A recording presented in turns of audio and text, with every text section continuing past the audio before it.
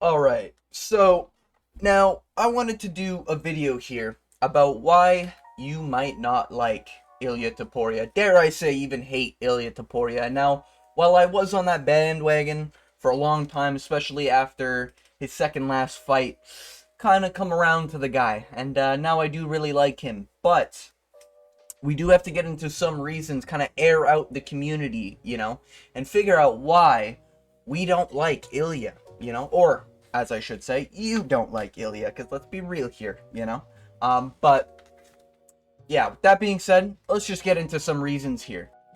So the first reason you might not like Ilia Uptorio here is he's kind of built like a soy boy. Listen, no hate, he's a killer. He's got fucking diamonds in his hands, alright? He's got fucking explosives pocked into those gloves, He's got dangerous ground game, alright? No one's denying that, okay? Calm down, Georgian fans, alright? But if you do look at him at weigh-ins, and you do look at him when he's in his prime, outside of the suit, he kind of does have a soy boy build. Like, am I wrong? He just doesn't, like, there's no chest here, not really any abs. And I know this is during the fight, but, like, that's 2 days after rehydration, you know what I mean? And then, his face is another thing that kind of just screams soy, when he's not talking, I think is when he's looking his best. But as soon as he starts talking, it just looks like he has a face mask on, I think everyone agrees that it's a little weird. It kind of looks like an iRobot scene, every time he talks, it's like, well, this motherfucker gonna get knocked out, Like, it seems like he's got, like, face injections or something, and the lower part of his face is the only thing that works. That's all I'm saying. No hate. Hey, he's a killer, alright? He'd submit my ass and probably knock me out fucking next Tuesday, alright? But he does have a soy boy build. And hey, I can't knock it on you. If you like looking at muscly, yoked men, hey, yeah, I can't blame you. Alright, but I'm coming around to it, but when we do see him in fights, he does look really soy. Like, it almost looks like he could make bantamweight.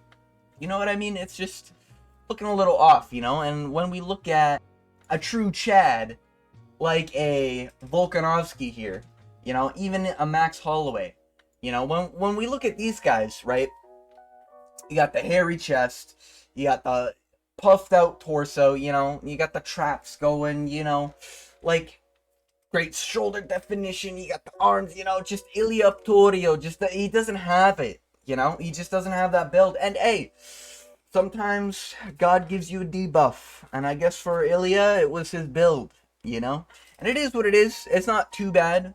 I'm not hating on Ilia here, but I can understand why you might not like Ilia, like just visually watching him, because it's almost like the effect of watching a heavyweight that's morbidly obese. It's just like, it just feels off when you're watching it, rather than watching true Chads and gladiators go to war. But Ilia definitely brings the skills and the fight style to the table, so I think the hate is warranted on his build, but, cut him some slack. He's a killer.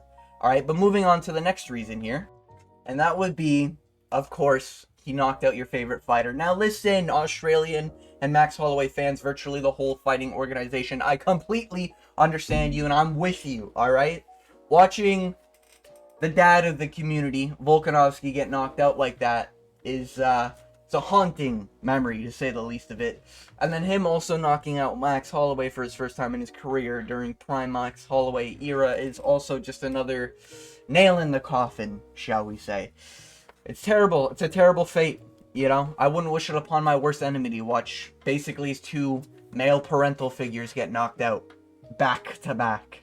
Alright, but we have to analyze this, and we have to think about it. Listen, I might hate him because he knocked out one of my favorite fighters, but he is knocking out your favorite fighter. Do you know what I mean? He is that skilled to do it to that guy. You know what I mean? Some of the greats in featherweight, some say. One of the greats, Alexander the Great. Others say, best featherweight to ever walk the planet. Some say about Max. Either way, it's time we gotta swallow the pill and admit Ilia is just... he's just better than them, you know? And it sucks to admit, because it is Max Holloway and it is Volkanovski. But if you hate Ilia because he knocked out your favorite fighter, completely understandable, kind of justified. But we all need to come around as a community and start liking Ilia, because he is just that good. He is the new era. He's marked the new era. Alright? Now, moving on to my final point. Just wanted to make a quick one here. By far the most damning one. Hey, we don't need to say it. He's friends with Merab Dvalishvili. This is a problem. Ilia, we need you to go heal right now. Start calling out Merab. Start saying his little pussy nut hugger that's not going to be able to come up to featherweight. You know, because you'd sleep his ass. You know, or submit his ass. Or do anything to him, basically. You know, we need the heel turn. You know, we need to start... Ilia, brother, to promote yourself, just start fucking, you know... go full Colby Covington on his ass, in terms of the mic, you know. We just need to see it, you know.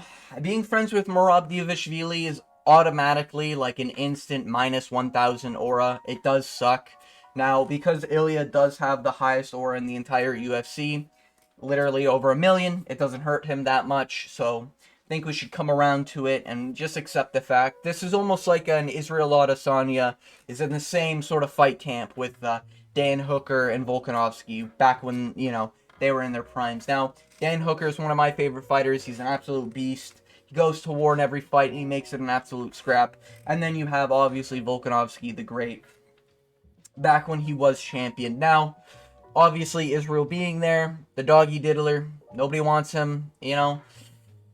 Almost a perfect fight camp until you see the doggy diddler in the background, just saying. But this is almost the same thing, you know. You have the absolute not gay nut hugger, Merab Dvalishvili, constantly just shooting and shooting and shooting for those sloppy takedowns, you know.